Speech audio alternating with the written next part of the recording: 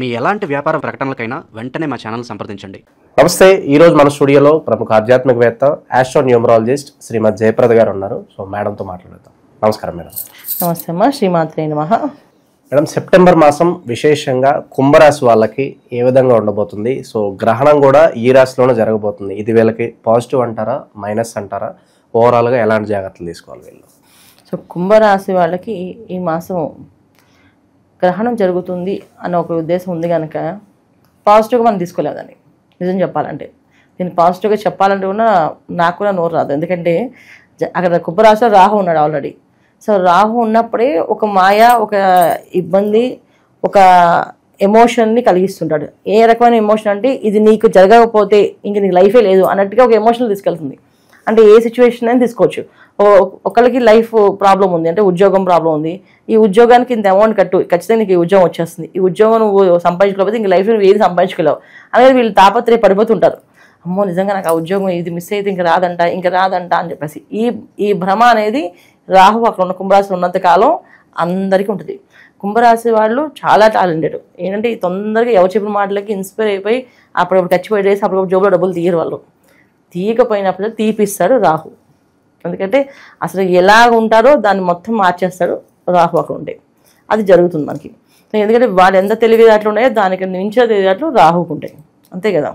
So Rahu మించిన శక్తి అయితే ఎవరికి లేదు, అంత ఎనర్జీ ఉంటుంది. సో ఈ ఎనర్జీని తట్టుకునే శక్తి కుంభరాశి వాళ్ళకి ఉందా అంటే 90% ఉండదు. ఎందుకంటే వాళ్ళు ఎంతో ఏదైనా సరే ఒక ప్లాన్ గీసుకొని ఆ ప్లాన్లోనే బతకాలనుకుంటారు వాళ్ళు. అంతేగాని టూ మచ్ పక్కింటి వాళ్ళని చూసి వీళ్ళేదో మేము కానీ కొనేసుకుందాం అనుకోరు.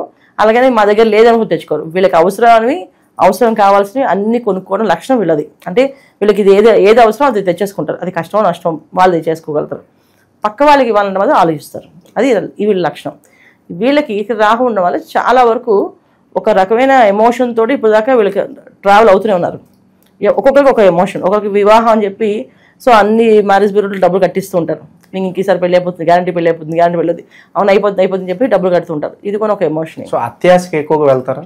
అత్యాశ కాదు, ఒక రకమైన భయాన్ని క్రియేట్ చేస్తుంది. మాయా ప్రపంచంలో భయాన్ని క్రియేట్ చేస్తుంది, ఆందోళనని, భయాన్ని. అంటే ఇంక ఇది నీకు అవ్వకపోతే ఇంక లైఫ్లో అవ్వదు, అంటే నీకే అవ్వలేదని ఇంకెవరికి అవుతుంది అంటే అప్పుడు వాళ్ళకి ఏమనిపిస్తుంది అంటే నేను అంత టాలెంట్ నాకే అవ్వలేదంటే ఇంకెవరికి అవ్వదు, అయితే నేను చేసేసుకోవాలి అర్జెంటుగా అని చెప్పేసి. లేకపోతే పక్కింటి వాళ్ళకి బాగా బ్రహ్మాండంగా అయింది, మీకు అవ్వట్లేదు.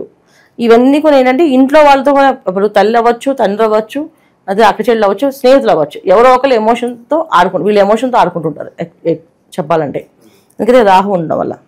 సో ఇప్పుడు ఇక్కడ గ్రహణం కూడా స్టార్ట్ అయినప్పుడు, గ్రహణంగా వచ్చినప్పుడు శతభిష నక్షత్రం తర్వాత పురభద్ర నక్షత్రం మధ్యలో అది పడుతుంది. ఖచ్చితంగా కుంభరాశి వాళ్ళకి చాలా ఎఫెక్ట్ ఉంటుంది.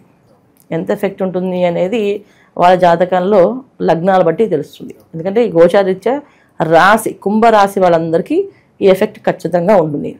అయితే 100% ఉంటుందంటే పర్సనల్ జాతకం చూడాలి. ఎందుకంటే లగ్నం ఒకవేళ బాగుండి దశ యోగిస్తూ ఉంటే దశకి రాహు ఏమయ్యాడు, సో అక్కడ వాళ్ళ గ్రహస్థితి ప్లానెటరీ కండిషన్స్ ఎలా ఉన్నాయి చూసి, ఒకవేళ ఈ కుంభరాశి రాహు ఒకవేళ వాళ్ళకి యోగకారకుడై ఉండుంటే ఈ ఎఫెక్ట్ తగ్గే అవకాశం ఉంటుంది. సో కొత్తగా ఏ పనులు కూడా ప్రారంభం మొదలు పెట్టకుండా ఉంటేనే మంచిది అంటారా? నూతన వ్యాపారాలు కావచ్చు, ఇంకేదన్నా కూడా ఒక నిర్ణయం ఈ టైంలో తీసుకోవడమే మంచిది అంటారా? ఖచ్చితంగా అంటే మొదలు పెట్టద్దు, చేసుకోవద్దు అని చెప్పడానికి మనకే రైట్ లేదు. ఎందుకంటే జాతకం చూడాలి ఫస్ట్.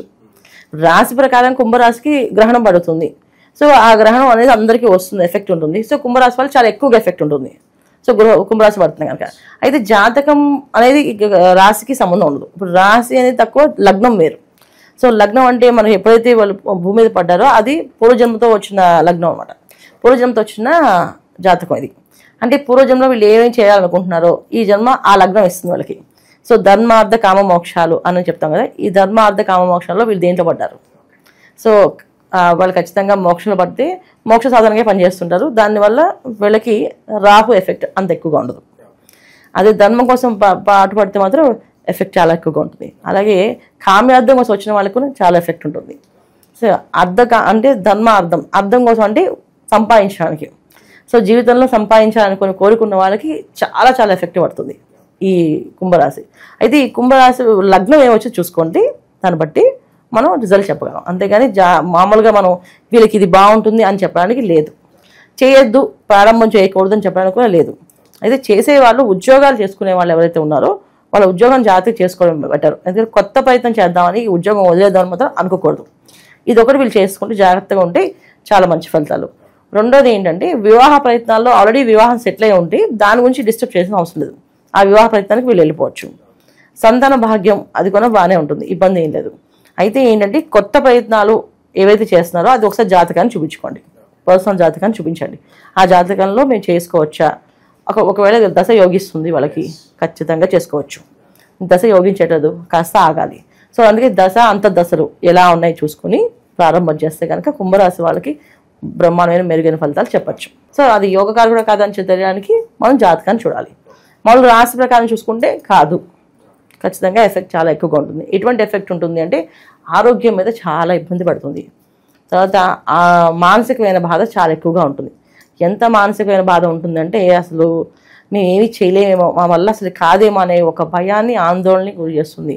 అసలు ఎంత వ్యాపిస్తుంది వాళ్ళకి అంటే చాలా ధైర్యంగా ప్రతిరోజు అందరికీ ధైర్యం చెప్పి అందరికీ స్పీచ్ ఇచ్చేవారు కూడా తలుపులు వేసుకుని లోపల కూర్చొని పడుకొని ఏడుస్తుంటారు, మా వల్ల కావట్లేదని చెప్పేసి.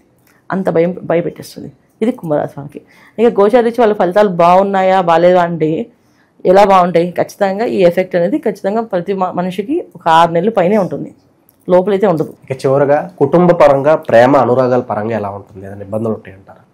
ఖచ్చితంగా ఉంటుంది. ఎందుకంటే ధైర్యంగా 10 మంది చెప్పాయని కూడా తలుపులు వేసుకుని ఏడ్చే అవకాశం ఉంది ఈ కుంభరాశిలో గ్రహణం రావడం వల్ల. అంటే మానసికంగా చాలా వీక్ అయిపోతారు. ఇప్పుడు ఏ మనిషి అయినా మనం బాగుండాలి, గట్టిగా స్ట్రాంగ్గా ఉండాలంటే మన మనసు చాలా స్ట్రాంగ్గా ఉండాలి.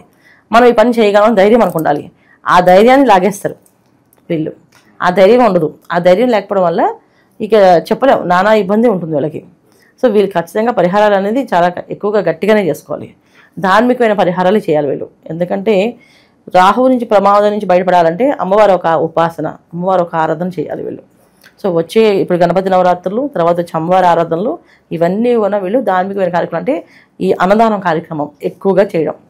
అన్నదానాన్ని ఎంత చేస్తే వీళ్ళకి అంత మనశ్శాంతి వస్తుంది. ఎందుకంటే చంద్రగ్రహణం కదా అది. సో చంద్రగ్రహణం కనుక అది చంద్రగ్రహణం కుంభరాశిలోనే పడుతుంది కనుక వీళ్ళు అన్నదానాన్ని ఎక్కువగా చేయాలి. ఎంత అన్నదానం చేస్తే అంత మంచిది. ఇంకా వేద పండితులకి చేసుకునే అవకాశం ఉంటే ఖచ్చితంగా చేసుకోండి, అది అస్సలు వదులుకోవద్దు. సో ఎందుకంటే వేద బ్రాహ్మడు భోజనం చేస్తే 1000 మంది బ్రాహ్మణులకి భోజనం చేసే ఫలితం వస్తుంది. మామూలుగా బ్రాహ్మణులకు భోజనం పెట్టడం వేరు, వేద పండితులకి ఒక్కరికి భోజనం పెట్టడం వేరు. అలా జనరల్గా పెట్టించుకోవాలంటే వీళ్ళు బ్రాహ్మణులే ఉండాలి, వాళ్ళు తీసుకోరు. సో అందుకని ఎక్కడ అవకాశం ఉన్నా ఆ వేద సభలకు కానీ వేద పండితులకు కానీ ఏదైనా మా వంతు మేము ధర్మం చేస్తాము, మా వల్ల అవుతుంది స్వామి అని చెప్పి అడిగితే వాళ్ళు ఇది చేయండి మాకు అంటే కూడా చేయండి. సో మేము అన్నదానం చేస్తాం, అన్నదానం చేయమన్నా అన్నదానం చేస్తాం అనుకోవట్లేదు. వాళ్ళు అడిగింది చేస్తే కూడా మీకు పుణ్యం వస్తుంది. ఎందుకంటే వాళ్ళు ఏదైతే అడిగారో అది ఇస్తాం, ఖచ్చితంగా మనకి మంచి ఫలితం వస్తుంది. ఇది వీళ్ళు చేసుకోవాల్సింది. వీలైనంత వరకు కుంభరాశి వాళ్ళు ఈ మాసం అంతా అన్నపూర్ణ అష్టకాన్ని ఎక్కువగా చదవడము, అన్నపూర్ణ మంత్రాన్ని చదవడం ఎక్కువగా, తర్వాత అన్నదానం చేయడం చేసుకుంటూ వెళ్తే ఈ మాసం వీళ్ళకి చాలా మంచి ఫలితాలు ఉంటాయి. సో కుంభరాశి వారి పరిస్థితి ఓవరాల్గా సెప్టెంబర్ మాసం ఏ విధంగా ఉండబోతుందో చాలా బాగా వివరించారు. ధన్యవాదాలు మేడం. నమస్తే అమ్మా. శ్రీమాత్రే నమః.